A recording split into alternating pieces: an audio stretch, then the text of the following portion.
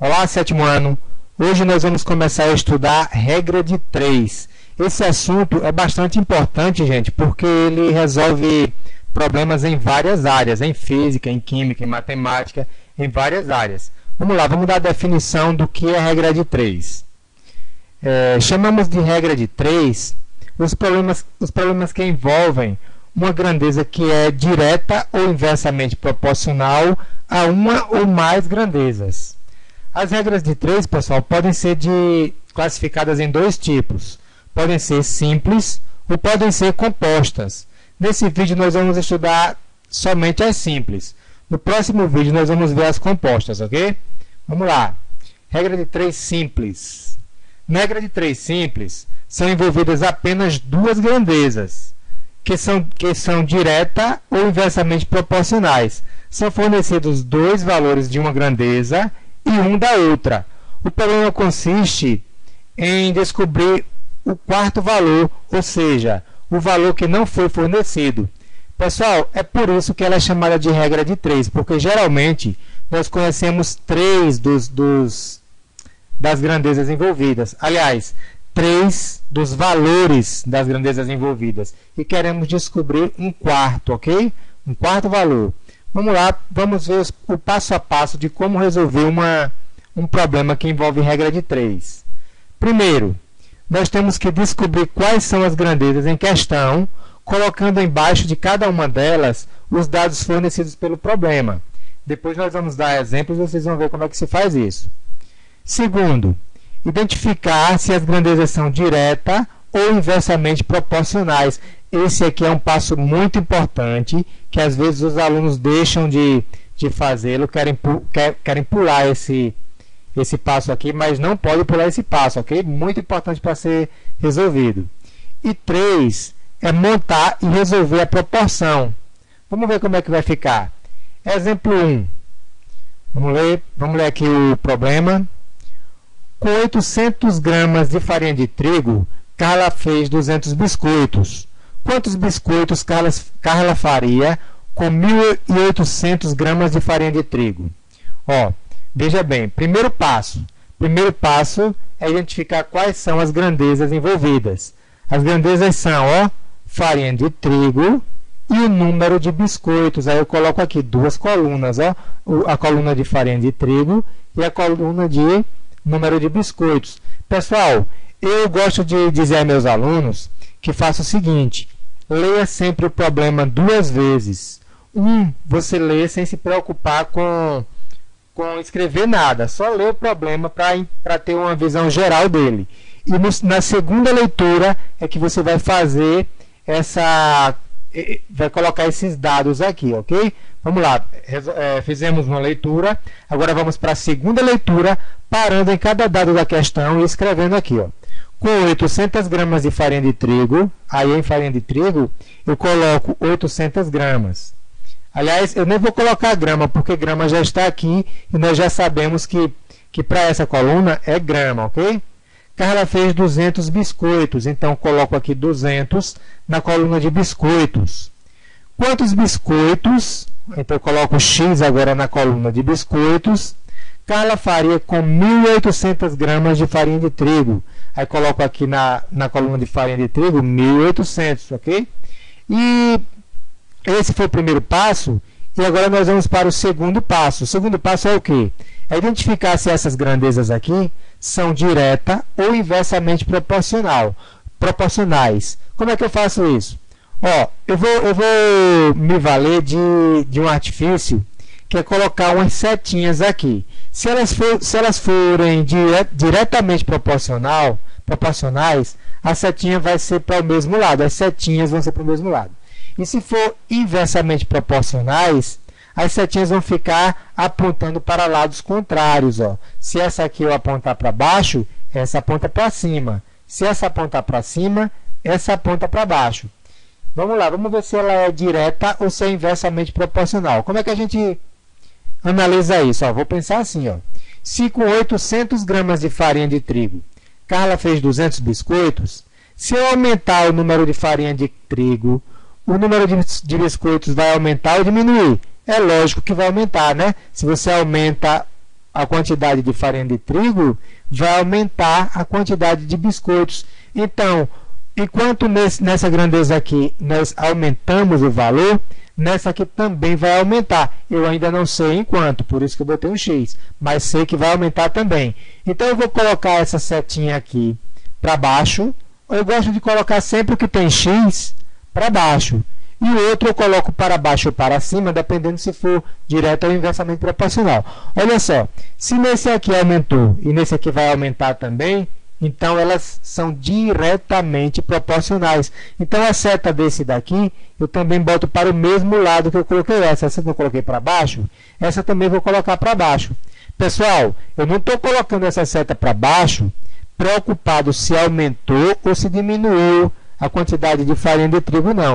Eu estou colocando essa setinha aqui para baixo simplesmente para acompanhar essa daqui, ó. Por quê? Porque eu vi que são diretamente proporcionais. Se são diretamente proporcionais, eu coloco as setas para o mesmo lado. Eu poderia colocar para cima as duas, ó, contanto que as duas fossem para cima, ok? Então, identificamos que é diretamente proporcional, vamos para o terceiro passo. O terceiro passo é montar a proporção.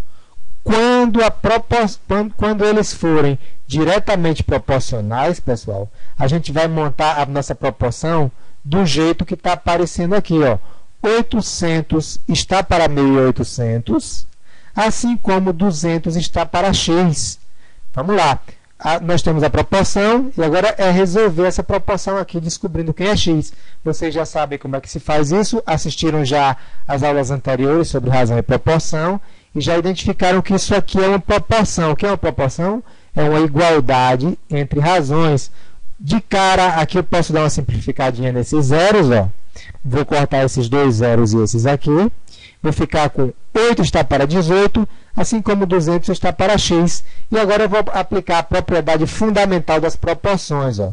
18 vezes 200, ó, o produto dos meios é igual ao produto dos extremos. 8 vezes X é igual a 8 vezes X.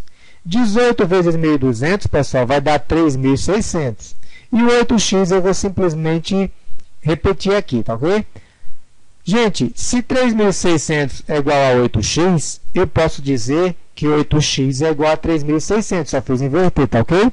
Então, passando esse 8 para o outro lado, ele não está aqui multiplicando x, ele vai passar dividindo quem está no outro lado. Ó. 8x é igual a 3.600, então x vai ser igual a 3.600 dividido por 8. Se eu for efetuar essa continha, eu vou achar x igual a 450, que é o nosso resultado. Então, o resultado vai ser 450 biscoitos, ok? Gente, tem que colocar a resposta do jeito que foi pedido aqui no problema. 450 biscoitos. Então, nós descobrimos aí quantos biscoitos ela faz com 1.800 gramas de farinha de trigo. Vamos para um segundo exemplo aqui para deixar bem claro isso. Vamos ler um segundo problema. Com uma velocidade de 90 km por hora, um carro faz um percurso de 40 minutos. Se a velocidade aumentar em 120 km, aumentar para 120 km por hora, quanto tempo ele levará para fazer o mesmo percurso? Primeiro passo, identificar as grandezas e colocar embaixo delas os dados que foram aparecendo aqui no problema, ok? As grandezas aqui, pessoal, dá para você ver que é velocidade, tá? Aqui é a velocidade, e tempo, ó, 40 minutos, a velocidade está em km por hora e o tempo está em minutos. E agora vou ler mais uma vez, colocando aqui embaixo as grandezas, ok? Olha só, com a velocidade de 90 km por hora, eu coloco aqui embaixo 90, um carro faz um percurso em 40 minutos. Eu coloco embaixo de tempo aqui, 40, ó.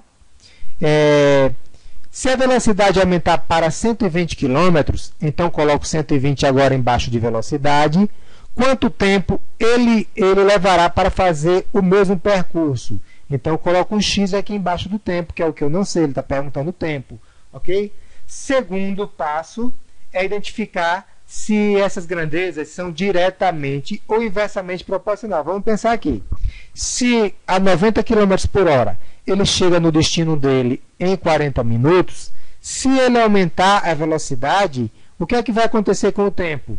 Ele vai diminuir, não é, pessoal? Concorda comigo? O tempo vai diminuir. Se eu aumento a velocidade, diminui o tempo. Então, enquanto uma grandeza está aumentando, a outra está diminuindo. Então, elas são inversamente proporcionais. Se são inversamente proporcionais, eu coloco uma setinha para baixo e outra para cima. Ó. Coloquei a para baixo aqui na grandeza tempo e coloquei para cima aqui na grandeza velocidade, ok?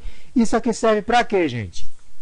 Isso serve para quando a gente passar para o nosso terceiro passo, que vai ser agora, a montagem dessa proporção inversa, a gente vai ter que tomar o cuidado com o seguinte, ó. Eu vou colocar aqui o 90 está para 120 e vou ter que inverter esse segundo aqui, ó. Gente, eu poderia inverter esse primeiro e manter o segundo. A gente pode inverter qualquer um dos dois, mas nunca podemos inverter os dois, certo? Ou um ou outro. Então, 90 está para 120, já coloquei aqui. Assim como x está para 40. Olha aqui onde eu inverti. Ó. O 40 aqui estava em cima e o x estava embaixo. Agora o x fica em cima e o 40 fica embaixo. O que é que temos aqui, pessoal? Temos uma proporção, ó, uma igualdade entre duas razões. Temos uma proporção. Para nós resolvermos essa proporção aqui, gente, dá para dar uma simplificada aqui antes, para facilitar nossas contas. Então, vamos cortar aqui esses zeros e vamos ficar com 12 vezes x, tá aqui, ó, 12x, é igual a 9 vezes 40. Tá vendo? O produto dos meios é igual ao produto dos extremos. Vamos lá, vou repetir aqui o 12x e vou colocar 9 vezes 40, dá 360. O 12 está fazendo o que com x? O 12 está multiplicando, não está? Ele passa para o outro lado, dividindo. Então, x é igual a 360 dividido por 12, o que vai dar um x igual a 30. É a nossa resposta. Então, eu vou colocar aqui, a resposta é 30 minutos. Se aumentássemos a velocidade para 120 km por hora, chegaríamos no destino em 30 minutos, ok? Pessoal, regra de 3 é muito fácil. Só que cada caso é diferente um do outro, porque as grandezas vão mudando e a interpretação também vai mudando, ok? Pega o livro de 7º ano, todo livro de 7º ano tem muito exercício sobre regra de 3 e façam o máximo que vocês puderem, ok? Um abraço!